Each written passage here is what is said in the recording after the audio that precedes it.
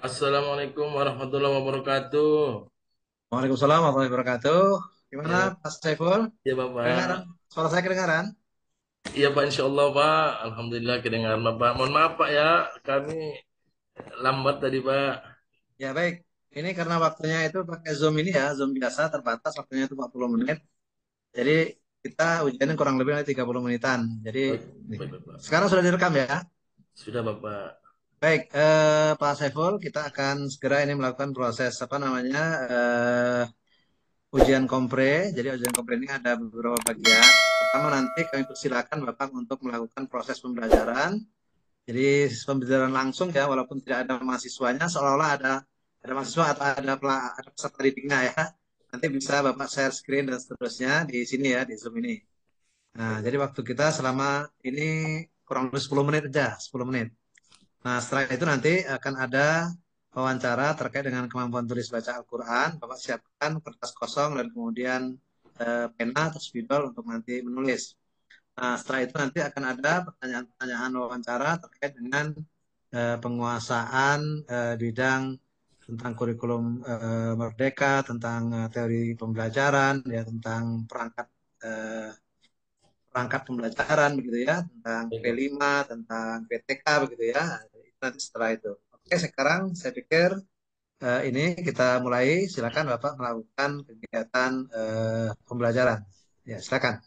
Baik Bapak. Bismillahirrahmanirrahim. Assalamualaikum warahmatullahi wabarakatuh. Waalaikumsalam. Alhamdulillah kita panjatkan puji dan syukur kehadirat Allah Subhanahu wa taala masih berikan kita kesehatan dapat belajar bersama Pak Saipul di kelas 5A. Salawat beserta salam tak lupa pula kita kirimkan ke pangkuan Nabi besar kita Nabi Muhammad SAW. Allahumma salli ala sayyidina Muhammad wa ala sayyidina Muhammad. Mudah-mudahan kita semua termasuk eh, dalam golongan umatnya mendapatkan syafaat. Amin. Baik anak-anak Bapak yang Bapak sayangi, sebelum kita mulai tentu mari sama-sama kita berdoa terlebih dahulu kepada Allah. Mudah-mudahan pembelajaran kita pada hari ini dapat berkah dan ridho dari Allah Subhanahu wa taala. A'udzu billahi minasy syaithanir rajim. Bismillahirrahmanirrahim. Raditu billahi rabba wa bil islami dina wa bi Muhammadin nabiyya wa rasula. Rabbi zidni ilma warzuqni fahman. Amin ya rabbal alamin. Baik, Bapak lanjutkan.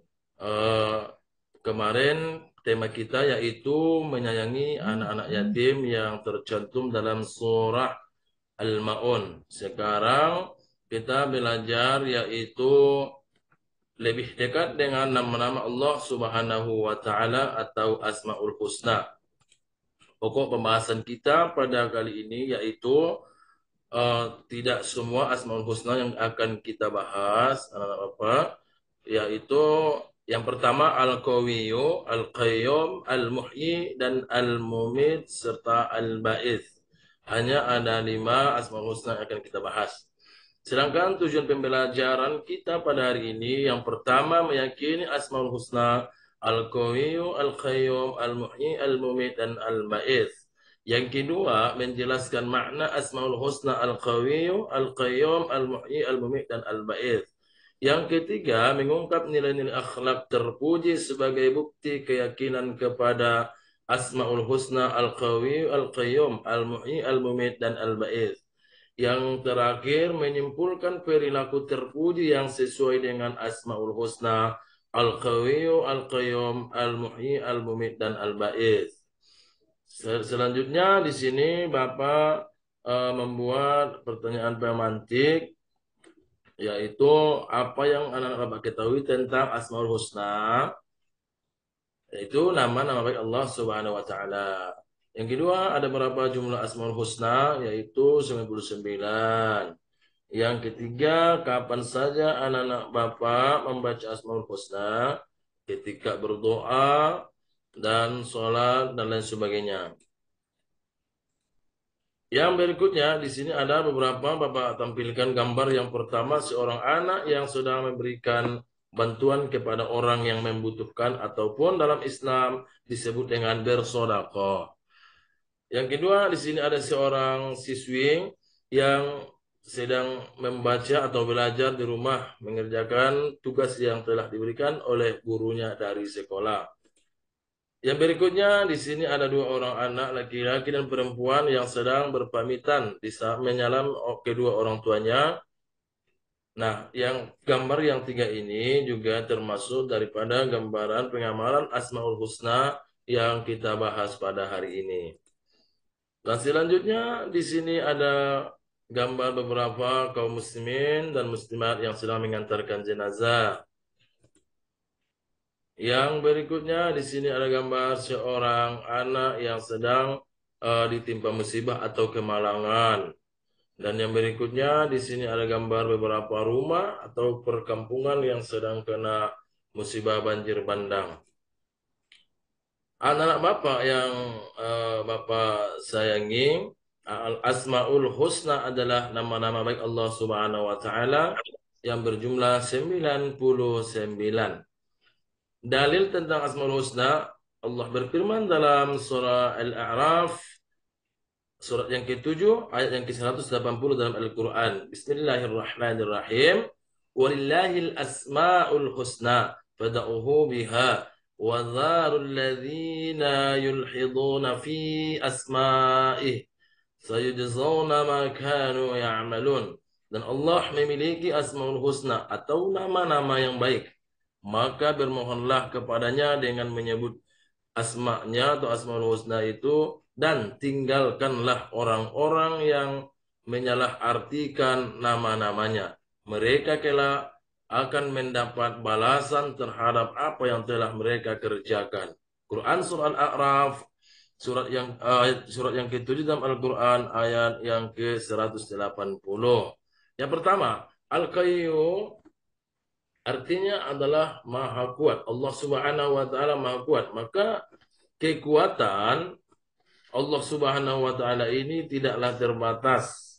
Berbeda dengan kekuatan yang dimiliki oleh manusia sang dicipta ataupun makhluk yang Allah ciptakan sendiri.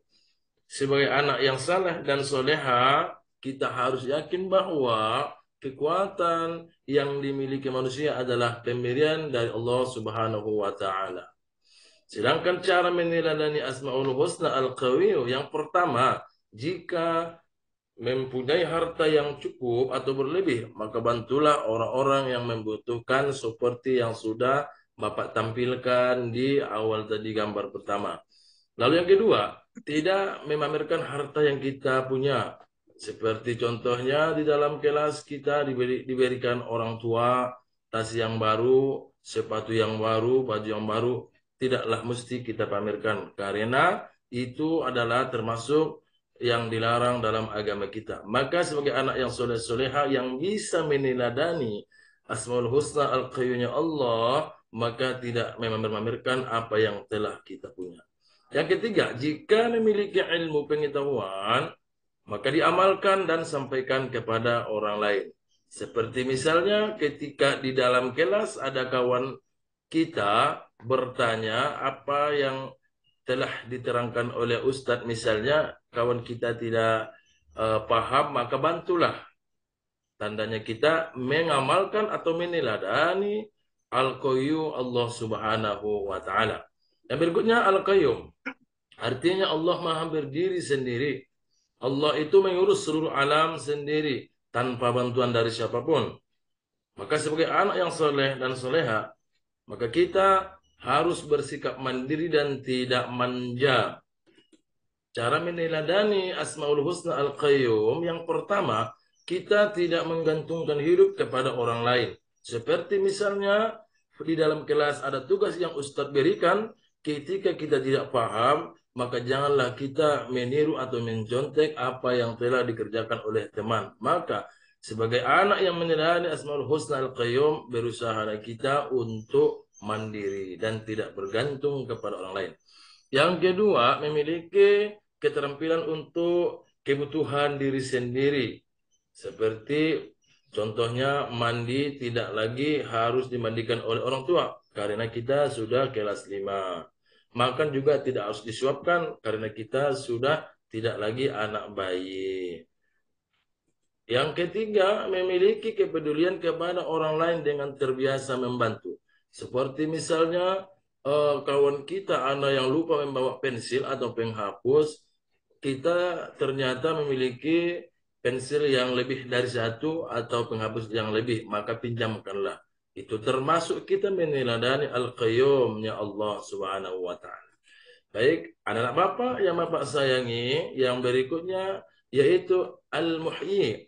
Artinya Allah Maha menghidupkan. Allah yang menghidupkan kita semua di dunia ini dan kelak di akhirat nanti. Semua makhluk, termasuk dia tumbuh-tumbuhan, Allah yang menghidupkan. Termasuk dia hewan-hewan, Allah yang menghidupkan. Apalagi manusia, Allah yang menghidupkan. Lalu sebagai anak yang saleh-salehah, kita harus termotivasi atau terdorong untuk berlomba-lomba dalam kebaikan. Fastabiqul khairat, berlomba-lombalah kita dalam kebaikan. Lalu cara meneladani al-muhyinya Allah SWT yaitu memanfaatkan hidup dengan perbuatan yang baik. Selalu kita berusaha melakukan perbuatan-perbuatan yang baik seperti membantu orang tua, membantu teman, membantu abang, adik, dan lain sebagainya. Yang kedua, menjaga kelangsungan hidup hewan dan tumbuhan. Seperti di sekolah ini ada banyak bunga yang ditanam oleh Bapak Ibu guru, maka ketika kita ada waktu disiram, itu kita meneladani al-muhyinya Allah Subhanahu wa Ta'ala. Yang ketiga, menjaga kesehatan agar tetap mampu beribadah kepada Allah. Nah, yang berikutnya anak Bapak, al-mumit artinya Allah yang Maha mematikan. Semua makhluk yang bernyawa pasti dimatikan oleh Allah. Kullu nafsin sa'iqatul maut kata Allah. Baik dia hewan, baik dia tumbuh-tumbuhan, apalagi manusia, Allah yang mematikan. Lalu sebagai anak yang saleh-salehah, kita harus selalu berbuat baik agar sewaktu-waktu nanti kita dimatikan oleh Allah Subhanahu wa taala, kita sudah memiliki atau mempunyai bekal untuk kita bawa di hadapan Allah Subhanahu wa taala. Dan cara meneladani al-mumitnya Allah yang pertama yaitu kita menumbuhkan kesadaran bahwa makhluk yang bernyawa pastilah akan mati. Yang kedua, mempersiapkan diri untuk kehidupan di akhirat.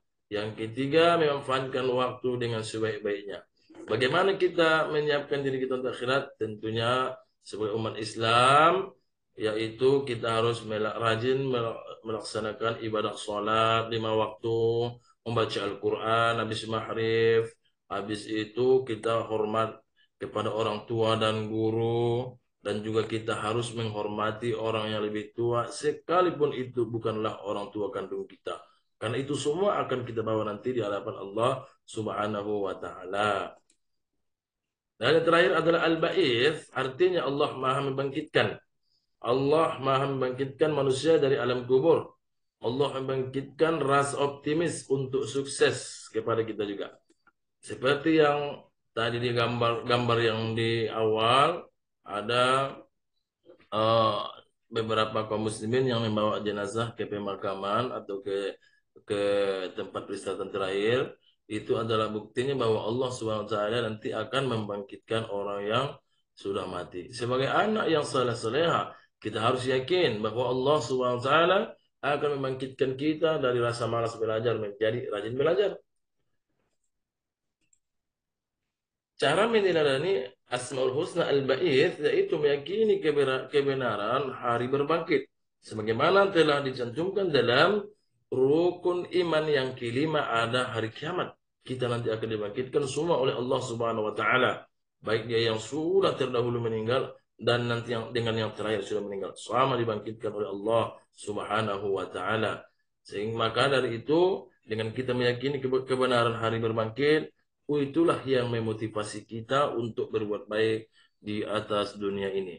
Yang kedua, peduli membangkitkan semangat orang lain untuk rajin belajar. Seperti ada kawan kita misalnya yang malas dia membuat PR, malas dia belajar, maka kita akan motivasi, kita ajak dia untuk rajin belajar dan mengerjakan PR. Yang ketiga, terbiasa menanamkan rasa percaya diri dan semangat berjuang untuk bangkit dari keterpurukan. Ketika kita gagal atau misalnya tidak mendapatkan nilai yang bagus dari ustadz misalnya, maka berikanlah semangat kepada teman kita agar dia mendapatkan nilai yang bagus. Jangan malah dibully, karena membuli itu adalah perilaku akhlak yang tercela atau yang dilarang dalam syariat Islam. Anak Ustaz yang soleh-soleha, selanjutnya kita akan eh, mengingat kembali Asmaul Husna adalah nama-nama yang baik. Nama-nama Allah yang baik. Jumlahnya berapa? 99. Baik. Yang pertama, Al-Qayyum artinya Allah Maha Kuat. Berarti kita harus membantu orang lain. Yang kedua, yaitu Al-Qayyum. Allah Maha berdiri sendiri. Kita harus mandiri. Yang ketiga, Al-Muhyi. Allah Maha menghidupkan. Maka berlomba-lombalah kita dalam kebaikan. Yang keempat, Al-Mumit. Allah Maha mematikan. Kita harus selalu berbuat baik. Yang kelima, Al-Ba'ith. Allah Maha membangkitkan. Maka kita harus semangat dalam berbagai hal. Lalu kesimpulan, pelajaran kita pada hari ini yaitu kita harus bisa meneladani Asmaul Husna Al-Qayyum, Al-Muhyi, Al-Mumit dan Al-Ba'is dalam kehidupan kita sehari-hari. Sebagaimana yang sudah Bapak Ustadz Saiful contohkan di awal, begitulah salah satu cara kita meneladani Asmaul Husna Al-Qayyum, Al-Qayyum, Al-Muhyi, Al-Mumit, Al-Ba'is. Yang berikutnya anak-anak Bapak yang selesai di sini ada LKPD 1 atau tugas yang Bapak berikan, yang sudah Bapak siapkan.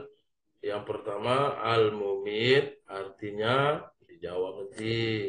Yang kedua Al-Hayyu artinya maka dijawab di sini yang kosong. Yang ketiga Al-Qayyum nanti di sini jawabnya. Al-Muhyi artinya begitu. Yang berikutnya LKPD 2 itu di sini juga ada Ustaz Saiful siapkan. Allah Subhanahu wa taala tidak membutuhkan bantuan siapapun dalam menciptakan sesuatu. Allah Subhanahu wa taala mampu menggerakkan alam semesta. Allah memiliki Asmaul Husna. Nanti di sini dijawab yang biru. Yang kedua, Allah Subhanahu wa taala tidak akan mati walaupun hari kiamat. Allah Subhanahu wa taala memiliki Asmaul Husna. Di sini dijawabnya. Yang ketiga, Allah berkuasa untuk mematikan segala sesuatu yang Allah kehendaki. Maka Allah memiliki Asmaul Husna. Dijawab. Yang berikutnya di sini ada juga tugas kelompok yang sengaja Bapak buat. Kelompok pertama itu buatlah contoh menghidupkan yang ada dalam kehidupan kita sehari-hari. Seperti yang sudah Bapak jelaskan di awal. Ini ketuanya Oven Taufik, yang kedua Petria Zaidir, yang ketiga Zakir Abdullah. Nanti setelah selesai dikumpulkan akan Bapak nilai insya Allah. Yang kedua, kelompok kedua itu di sini buatlah contoh berdiri sendiri atau mandiri dalam kehidupan sehari-hari yang bisa kita lakukan di rumah, di sekolah maupun di mana saja. Ini ketuanya Ilham Syukur dan Rodia. Nah, LKPD 3 di sini eh, ada juga di sini teka-teki silang kotak di bawah ini sesuai dengan nomor dan sesuai dengan tulisan ke bawah dan ke samping. Silakan diisi nanti. Ini akan kita jawab. Baik anak Bapak semuanya yang Bapak sayangi, mungkin itu saja yang dapat Ustadz Saiful sampaikan. Tema kita tentang lebih dekat dengan nama-nama Allah Subhanahu wa taala atau Asmaul Husna. Terima kasih. Ada yang mau bertanya sebelum Bapak tutup? Baik, kalau tak ada, Bapak akhiri. Wassalamualaikum warahmatullahi wabarakatuh.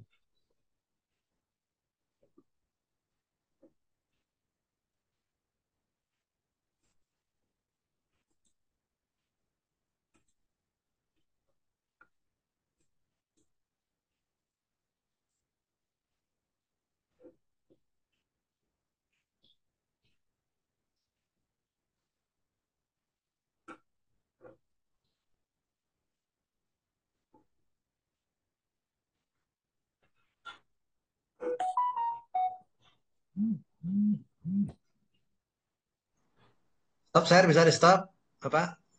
Pak, Bisa di stop ininya, gambar tulisannya ini. udah Pak, udah. Ah, Nah, oke. siapa Pak? Baik. Ini ditutup aja. Ya, baik.